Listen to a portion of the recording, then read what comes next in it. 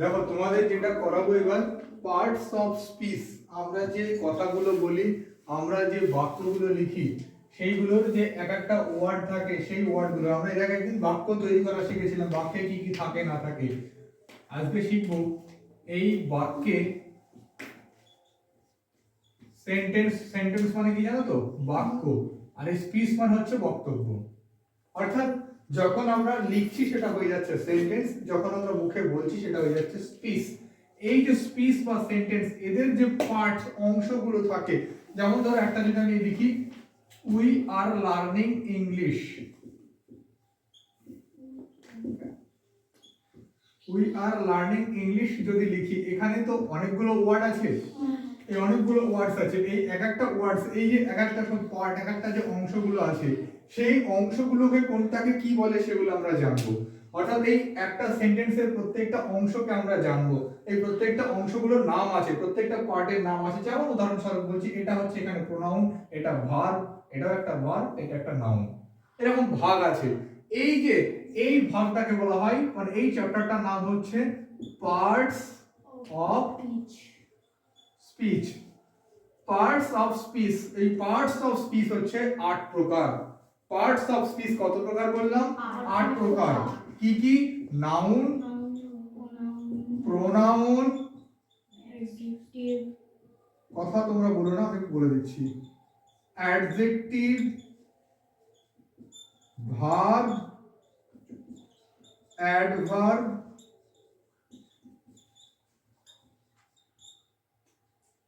Preposition, conjunction, আর হচ্ছে কি ইন্টারজেকশন। খুব সহজ, খুব ভালো করে মনে রাখবে। নামগুলো কি কি? Noun, pronoun. নাউন, প্রোনাউন এই দুটোকে একসাথে মনে রাখবো আমরা, নাউন, প্রোনাউন। আর এদের পরে হচ্ছে অ্যাডজেক্টিভ। তিনটে যদি নাম আমরা মনে রাখি একসাথে, নাউন, প্রোনাউন, অ্যাডজেক্টিভ, তারপরে কি চলে আসবে? Verb, adverb, verb, adverb. Noun, pronoun, adjective, noun, pronoun, adjective, verb, adverb, তারপরে কি আসছে? Preposition, conjunction, interjection. এইগুলোর সম্পর্কে এবার আমরা জানবো, এগুলো কি বা এগুলো সম্পর্কে আমরা একটু একটু জানবো। এই নাউন মানে হচ্ছে বাংলায় যেটা আমরা পড়েছিলাম পদ, পদ বলে কোনো চ্যাপ্টার পড়েছিলাম আমরা, পদ, পদ প্লাস অব্যয়, এই দুটো চ্যাপ্টার হচ্ছে আমাদের পার্টস অফ স্পিচ ইংরেজিতে। বাংলা ব্যাকরণে যেটা পড়েছিলাম পদ, বাংলা ব্যাকরণে আমরা পড়েছিলাম পদ কত প্রকার? পদ পড়েছিলাম 5 প্রকার পড়েছিলাম আমরা। বাংলা ব্যাকরণের পদ পড়েছিলাম 5 প্রকার, আর অব্যয় পড়েছিলাম 3 প্রকার। এখানে এই পদ এবং অব্যয় মিলে হচ্ছে পার্টস অফ স্পিচ। নাউন মানে কি? বিশেষ্য। নাউন মানে বিশেষ্য। প্রোনাউন মানে সর্বনাম। প্রোনাউন মানে সর্বনাম। অ্যাডজেক্টিভ মানে বিশেষণ। ভার্ব মানে ক্রিয়াপদ। অ্যাডভার্ব মানে ক্রিয়া বিশেষণ। এটা নামেই ক্রিয়া বিশেষণ, কিন্তু ও অনেক কিছুরই বিশেষণ হয়, এটা ক্রিয়া বিশেষণ। প্রিপজিশন মানে হচ্ছে পদান্বয়ী অব্যয়, পদান্বয়ী অব্যয়। আর কনজাংশন মানে সংযোজী অব্যয়, সংযোজী অব্যয় হচ্ছে কনজাংশন। আর ইন্টারজেকশন হচ্ছে আবেগসূচক অব্যয়।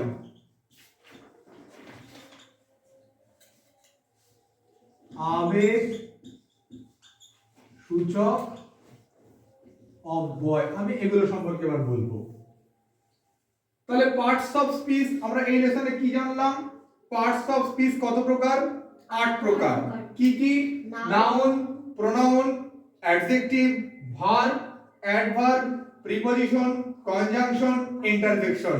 আমরা এইটুকু আপাতত নোট করে নিই যে আমরা জানলাম পার্টস অফ স্পিচ 8 প্রকার।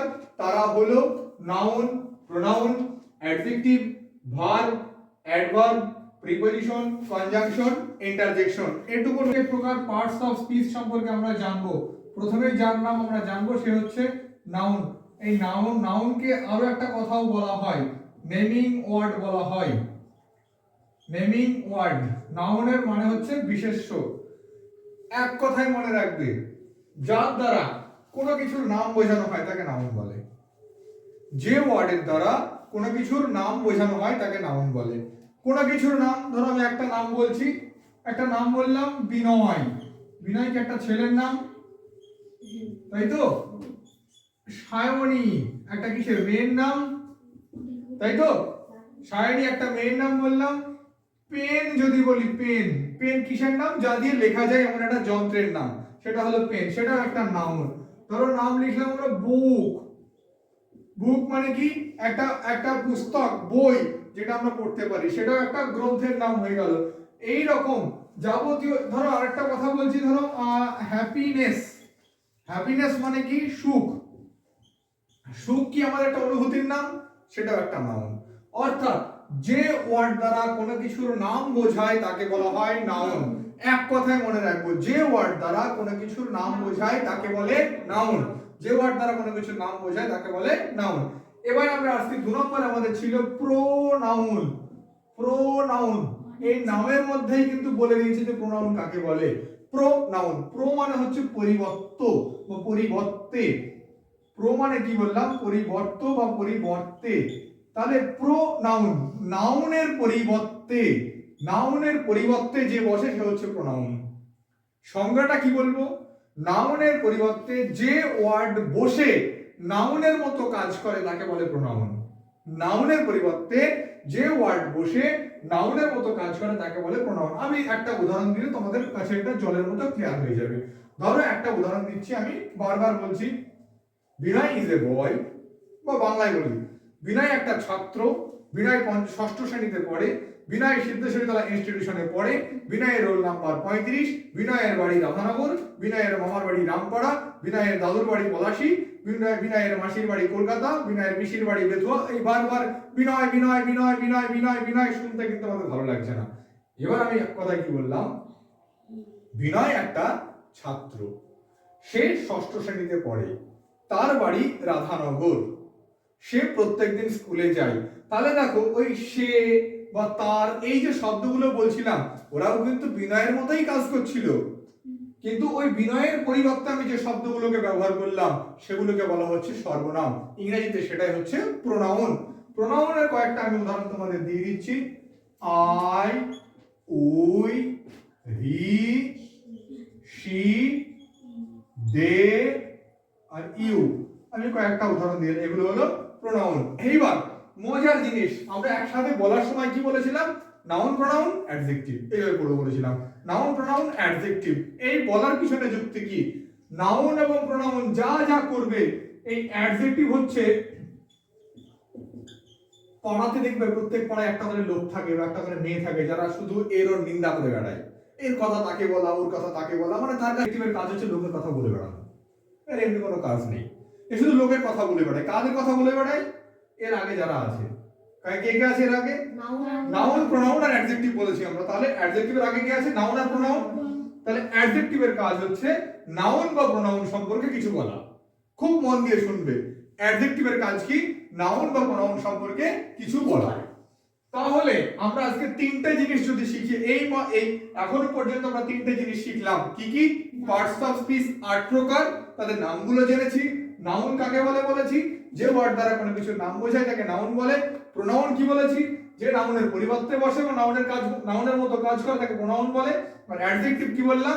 যার কাজ হচ্ছে নাউন এবং প্রোনাউনের দোষ গুণ বলে বেড়ানো, যার কাজ নাউন এবং প্রোনাউন সম্পর্কে কিছু বলে বেড়ানো, তাকে বলে অ্যাডজেক্টিভ বা বিশেষণ। একটা উদাহরণ দিচ্ছি, ধরো বললাম আরিয়ান ইজ এ বয়। যদি বলি আমি, এই অবধি তো ঠিকই ছিল, Aryan is a boy, Aryan একটা ছেলে।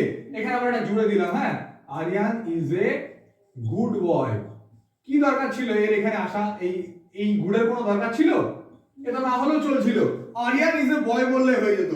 এই মাঝখান থেকে বলে না না আমি তো আসবো, আমার তো কাজই লোকের নামে কথা বলে বেড়ানো, ও এসে বলে আরিয়ান ইজ এ গুড বয়।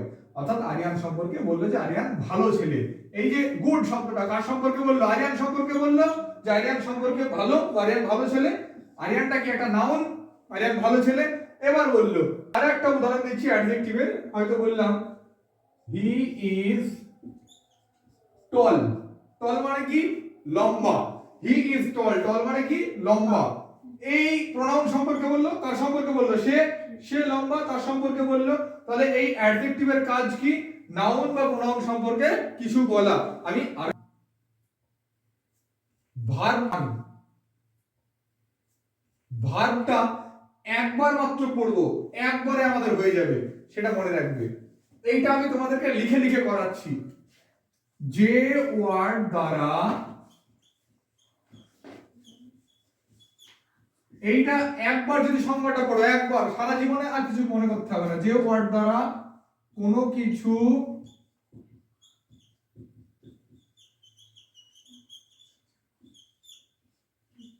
করা, এটা মন দিয়ে শুনবে, হওয়া না বা থাকা বোঝায়,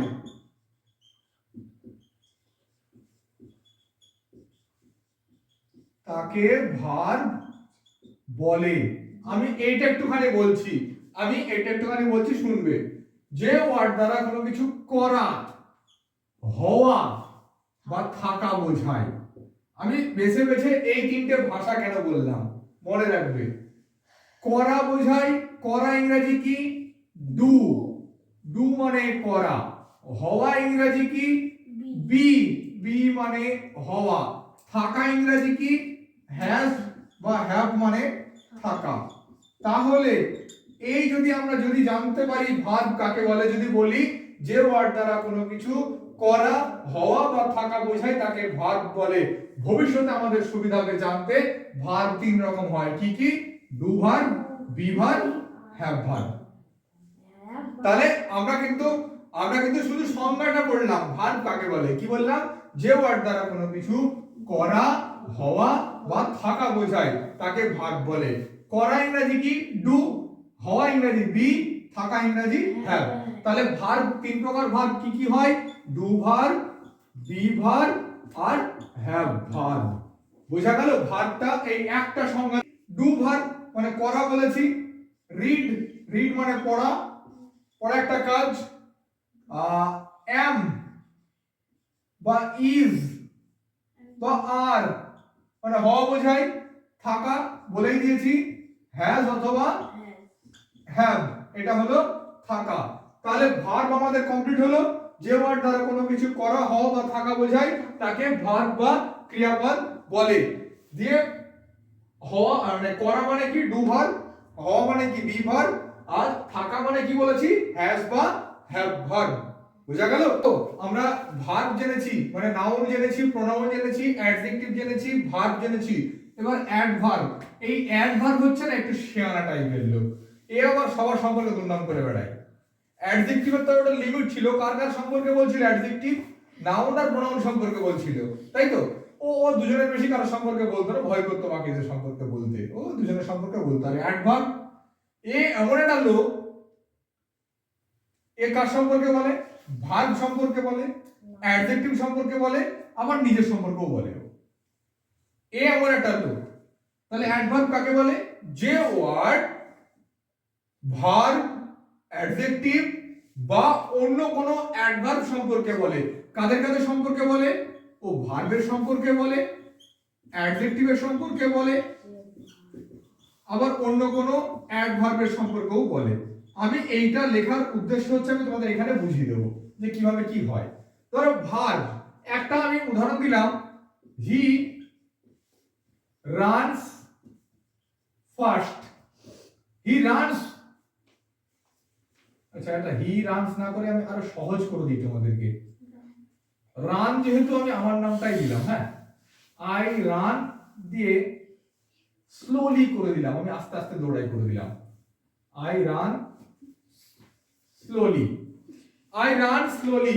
আমি দৌড়াই, এই দৌড়ানোটা তো একটা ভার্ব, এই দৌড়ানো ভার্ব। আমি দৌড়াই, দৌড়াতেই পারি, আমি দৌড়াই। মাঝখান থেকে একটা শব্দ চলে আসলো স্লোলি, এসে আমার কেমন দৌড়ানো সেটা বলতে আসলো। ওকে কি আমি বলেছিলাম আমি কেমন দৌড়াই, তুমি বলো। ও উড়ে চলে আসলো, উঠতে উঠতে প্যাঁ প্যাঁ প্যাঁ প্যাঁ উঠতে উঠতে চলে এসে বললো, ও তুমি রান, দিয়ে বললো আই রান, যে আমি দিয়েছি পাশে এসে বসে গেল স্লোলি। স্লোলি মানে হয়ে গেল কি, আস্তে আস্তে। এই স্লোলিটা হলো কি একটা অ্যাডভার্ব। এ কার সম্পর্কে বললো? রান সম্পর্কে বললো। কেমন দৌড়াই সেটা বললো, তাই তো? তাহলে এটা ভার্ব সম্পর্কে কিছু বলেছিল স্লোলি। আবার দেখো এই রান স্লোলিটাই এখানে লিখবো। এ কেমন বদমাশ লোক দেখো। তাহলে এখানে লিখলাম আই রান স্লোলি। বেশ ভালো। এই যখন প্রথমে বললো যে আমি দৌড়াই আস্তে আস্তে, আই রান স্লোলি, এখানে আবার আরেকটা শব্দ চলে আসলো, আই রান ভেরি স্লোলি। ও বললো আমি আস্তে আস্তে দৌড়াই। ঠিক আছে, মেনে নিলাম বাবা, আমি দৌড়াচ্ছি, তুই আমার নিন্দা করলে আস্তে আস্তে দৌড়াই। হ্যাঁ ঠিক আছে, আস্তে আস্তে দৌড়াই। এই বললো শুধু আস্তে না, ভেরি স্লোলি দৌড়াই, খুব আস্তে দৌড়াই। স্লোলি নিজে একটা অ্যাডভার্ব ছিল, আবার এই স্লোলিটা সম্পর্কে কে বললো? ভেরি। ভেরিটা বললো। তাহলে এই ভেরিটা কার সম্পর্কে বললো? এই অ্যাডভার্ব সম্পর্কে বললো। বোঝা গেল? এবার দেখ অ্যাডজেক্টিভ সম্পর্কে যেটা বলেছি, ধর এখানে বলেছিলাম, ধর একটা উদাহরণ দিলাম, he is good boy. He is good boy মানে কি? সে ভালো ছেলে। আবার এখানে ভেরি চলে আসলো, he is very good boy, সে খুব ভালো ছেলে। তাহলে দেখো আমরা ভার্ব সম্পর্কে একটা উদাহরণ কি পেলাম? আই রান স্লোলি, আমি আস্তে আস্তে দৌড়াই। কেমন করে দৌড়াই সেটা বলেছিল কি? এই স্লোলি নামক অ্যাডভার্বটা হলো। আবার অ্যাডভার্ব সম্পর্কে বললো কি? আই রান ভেরি স্লোলি, আমি খুব আস্তে আস্তে দৌড়াই। সে কিন্তু অ্যাডভার্ব সম্পর্কে বলেছিল। আর অ্যাডজেক্টিভ সম্পর্কে কে বললো? হি ইজ এ গুড বয়, একটা অ্যাডজেক্টিভ ছিল, সে একটা ভালো ছেলে। এখানে এসে বললো he is a very good boy, সে একটা খুব ভালো ছেলে। বোঝা গেল? তাহলে অ্যাডভার্বের ডেফিনেশন কি দাঁড়ালো? বুঝে তো নিলাম ডেফিনেশন বা সংজ্ঞা কি দাঁড়ালো। যে ওয়ার্ড ভার্ব, অ্যাডজেক্টিভ বা অন্য কোনো অ্যাডভার্ব সম্পর্কে কিছু বলে তাকে বলে অ্যাডভার্ব বা ক্রিয়া বিশেষণ। বোঝা গেল? দেখো এবার আমরা জানবো প্রিপজিশন। এই প্রিপজিশন নামের মধ্যে বলে দিচ্ছে যে প্রিপজিশন কাকে বলে। প্রি মানে পূর্বে, আর পজিশন মানে অবস্থান, অর্থাৎ যার অবস্থান পূর্বে তাকে প্রিপজিশন বলে। অর্থাৎ প্রিপজিশনের ডেফিনিশন কি হচ্ছে? যে ওয়ার্ড নাউন বা প্রোনাউনের পূর্বে বসে অন্য কোনো নাউন বা প্রোনাউনের সঙ্গে সম্পর্ক স্থাপন করে তাকে বলে প্রিপজিশন। কি বললাম? যে ওয়ার্ড নাউন বা প্রোনাউনের পূর্বে বসে অন্য কোনো নাউন বা প্রোনাউনের সঙ্গে সম্পর্ক স্থাপন করে তাকে বলে প্রিপজিশন। যেমন একটা ছোট্ট উদাহরণ দিলে বুঝে যাবে। একটা উদাহরণ দিচ্ছি, দা বুক ইজ দা টেবিল। এটা কোনো বাক্য হলো? দা বুক ইজ দা টেবিল, বইটা টেবিল হতে পারে? বই কোনোদিন টেবিল? এখানে দা বুক ছিল একটা নাউন, টেবিল একটা নাউন, এদের মধ্যে আমি একটা প্রিপজিশনের দা টেবিলের একটা প্রিপজিশন বসিয়ে দিলাম, the book is on the table. তাহলে অনটা হয়ে গেল একটা প্রিপজিশন। অর্থাৎ এই বই এবং টেবিলের মধ্যে কি সম্পর্ক সেই সম্পর্কটা বলে দিল কে? এই অন। সো অন হয়ে গেল এখানে প্রিপজিশন। আমি আরো একবার বলছি প্রিপজিশন কাকে বলে। যে ওয়ার্ড নাউন বা প্রোনাউনের পূর্বে বসে অন্য কোনো নাউন বা প্রোনাউনের সঙ্গে সম্পর্ক স্থাপন করে তাকে বলে প্রিপজিশন। এবার আসছি, আচ্ছা কয়েকটা প্রিপজিশনের উদাহরণ আমি দিয়ে দিই। On, in, at, of, over, আমি দিয়ে দিলাম কয়েকটা। বিস্তারিত আরো পরবর্তীকালে আমরা জানবো আরেকটু যখন বড় হব। এবারে আমি দিয়ে দিচ্ছি কনজাংশন।